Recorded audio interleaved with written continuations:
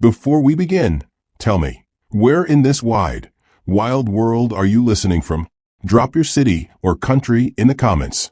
I love knowing how far these Wild West tales can travel. Under the pale wash of winter sun, the plains lay still, their frozen grasses whispering beneath a light wind that carried the scent of pine and old earth. Luke Mercer rode alone, his shadow long against the frost, the creak of saddle leather the only sound breaking the silence. The world felt empty here, save for the occasional hawk wheeling high above. He preferred it this way, quiet, unclaimed, but the land that gave peace could just as easily take it. That truth came sharp and sudden, carried on the faintest sound that cut through the cold air. A cry, high and thin, like a bird in pain, yet too human to ignore. He drew his horse to a halt, listening. Another cry followed, weaker this time, and his boots hit the ground before thought could catch him. Rifle in hand, he moved toward the sound, boots crunching over frost. Between scrubby mesquite and low cedar, he saw them. Two small girls, no older than 6, pressed together against a boulder, their breath fogging the cold air. A lean wolf stood a few paces off, hackles raised, lips peeled back to show teeth yellow as old ivory. The older girl's arms were thrown around the younger, her small body a shield. Luke felt a twist in his chest, an ache as old as the grief he carried.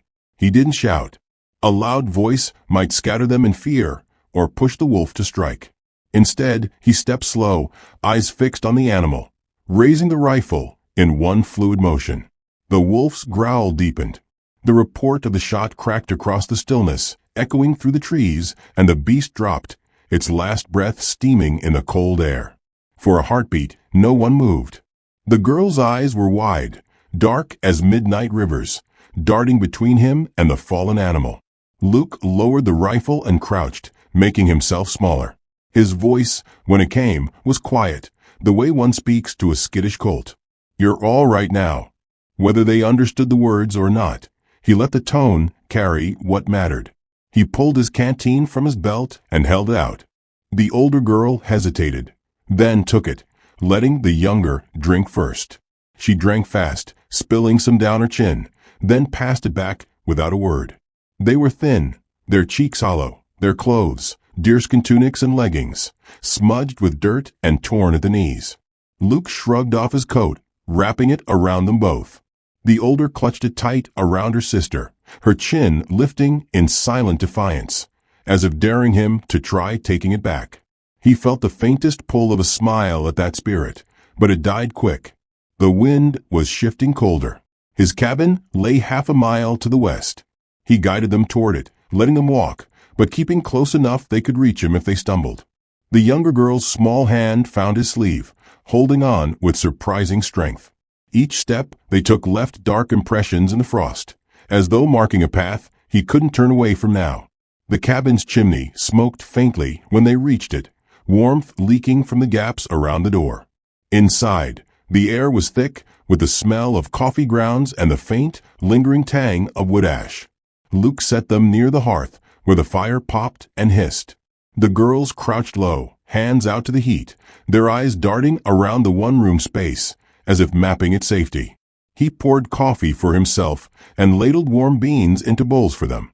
Bread followed, crusty and dry, but softened when dipped in broth. The older girl, he would later learn her name was Tala, ate quickly, not looking up. The younger, Winona, took careful bites, her gaze flitting to his face between each one, like she was studying whether this place would keep her. Outside, snow began to fall, light at first, flakes drifting like ash, settling on the split-rail fence and the empty corral. Luke sat in his chair by the fire, boots stretched toward the heat, and tried not to think of the empty space where his wife once sat. But the sound of 2 small breaths, the whisper of their movements on the buffalo hide rug, made the emptiness seem less like a wound and more like a scar that could be lived with. Morning came gray and still, until the sound of hoofbeats broke it. Luke stepped outside, rifle resting against the doorframe, and saw her.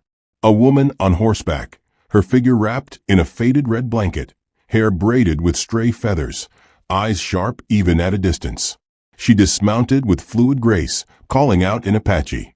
The girls bolted from the cabin, voices lifting in quick, bright syllables as they ran to her.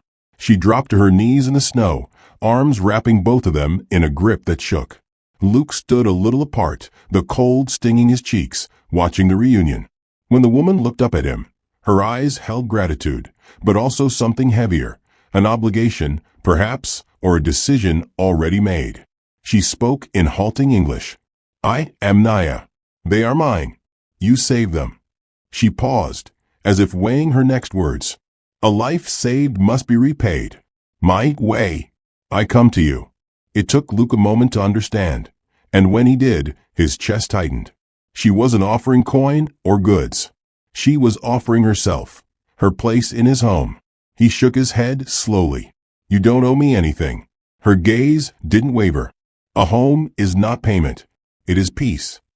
Inside, she moved with quiet certainty, tending a fire, laying a hand briefly on each daughter's hair. She spoke little, but every motion carried the weight of someone used to work and survival. Luke tried to tell himself it was wrong to accept her offer, that she should go where her own people would keep her. But she explained, without drama, that she had no one left who would take her in. Her husband was gone, her kin scattered. Without a man beside her, she was as good as dead in her people's eyes. The girls laughed for the first time since he'd found them, playing with a small carved horse they discovered on a shelf. The sound warmed the walls, turned the cabin into something it hadn't been in years.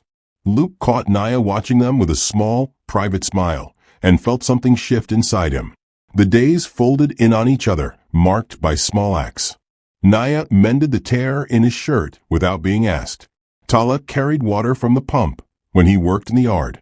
Winona curled against his side in the evenings, her head heavy on his arm.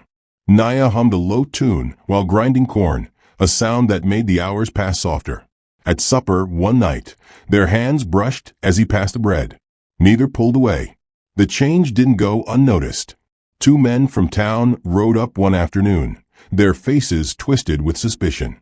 They eyed Naya and the girls like they were varmints in the henhouse, muttering about keeping savages. Luke's jaw hardened, but before he could speak, Naya straightened her shoulders and met their stares without a word. Tala's small hand found hers, gripping tight.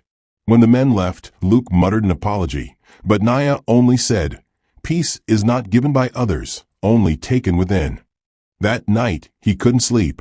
The firelight painted Naya's profile in gold as she whispered in Apache to her daughters, telling them they were safe now. The word clung to him. Safe. He realized he wanted to be the one who kept it true. The next morning, the wolves came again. The growl from the barnyard sent Luke to the door, rifle in hand. Naya was already moving, shepherding the girls inside before grabbing a bough from near the hearth. Tala, eyes fierce, fetched a handful of arrows. The wolves circled, drawn by the scent of food scraps. Luke fired, the report rolling over the snow. One wolf fell, the others hesitating before Naya's sharp cries, and Luke's second shot sent them fleeing. When it was over, they stood in the yard, breath misting in the cold, snow clinging to hair and coats. Luke looked at her, really looked, and saw not just a woman he had sheltered, but someone who had fought beside him to keep this ground theirs. She met his gaze without flinching, something unspoken passing between them. That night, with the girls asleep by the fire, they sat close beneath a shared blanket. Luke's voice was low, steady. "You can stay. Not because you owe me, because I'd be a fool to let you go." Naya's eyes softened, and she laid her hand over his, the warmth of it anchoring him. Outside, the snow fell softer, the world hushed. The cabin no longer felt like 4 walls, it felt like a home. And if you've ever found someone who makes the silence feel safe, who turns the sharp edges of the world into something you can rest against, you'll know why he never let her leave. Peace is rare, love rarer still. And when the two come together in one winter cabin, the wise man holds on with both hands.